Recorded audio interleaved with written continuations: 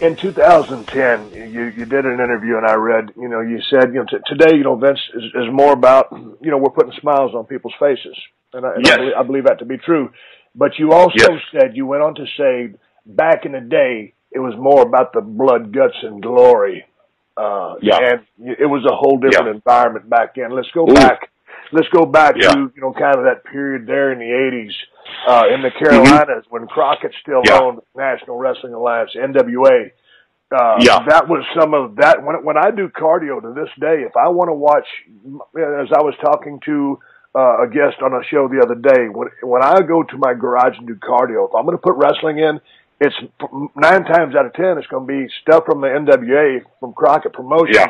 There, when you guys were running roughshod, I mean, you had Ivan Nikita Koloff, you had Arnon Oleander, of course you had Flair, Steamboat, Man with the Hands of Stone, Ronnie Garvin, the Midnight Rock and Roll Express, all of those guys, Magnum TA, and you guys were running some heavy duty angles, and god dang, you had some over baby faces, but you had a ton of heels with a lot of heat, and you must have heat to draw some money, and you guys made sure that you got your heels hot. If the audience don't want to see you beat up somebody, if they're not mad at him, what the hell, I mean, okay, if Roy got on Trigger and he's at the first show and somebody don't come over and beat up Dale, then I ain't going to be mad at anybody until Roy gets them at the end. So if somebody come over and shove Dale Evans down in the dirt, well, by the end of that 30-minute show or whatever it was, Roy's going to beat somebody up. Roy's going to kick somebody's ass. Right. John Wayne's going to kick somebody's ass. Steve Austin's going to kick somebody's ass. And I just wanted to clarify too, because you just mentioned something about having a guest on there. When I opened up this Mudcast, Podcast thing with you, is that I was saying, now you got the main event. Everybody you've had on this show, anybody that's ever done anything in business, I consider them a lot better than me in main event. So I was just joking about that. Got that out of the way. That way I get everybody off my ass. So now, but I don't believe that. I just said that. Anyway, but now that was you just called it. It was Woody Harrelson and the Killer.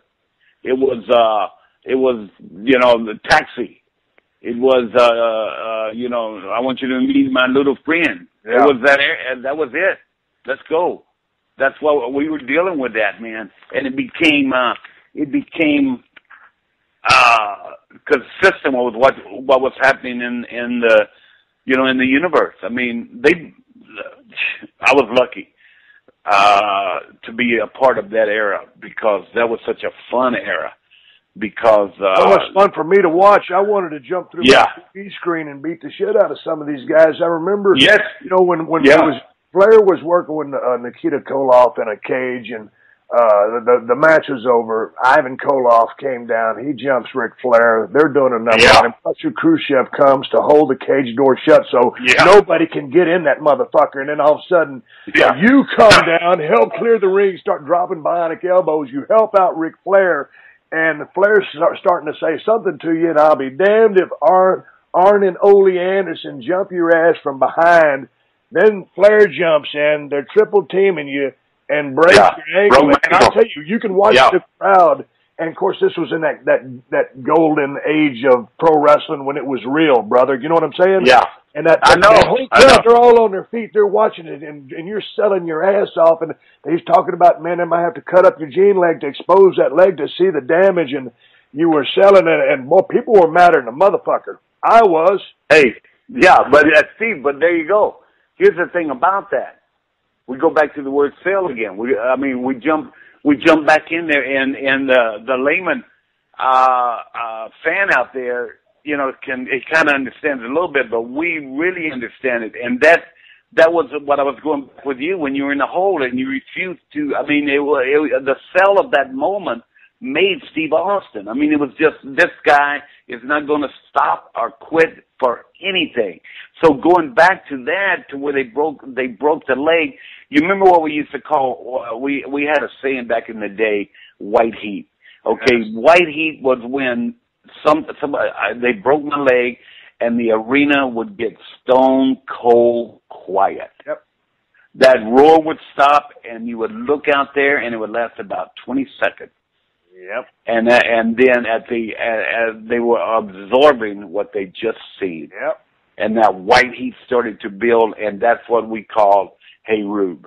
That's what we said, they're getting ready to be a riot here. Right. Because once they realized that the dude just went down, buddy, and these guys are still standing there, it was like suspended in time. It was like an era that it just like everything was in slow motion until they decided now the roar becomes. And as the roar came, here they came.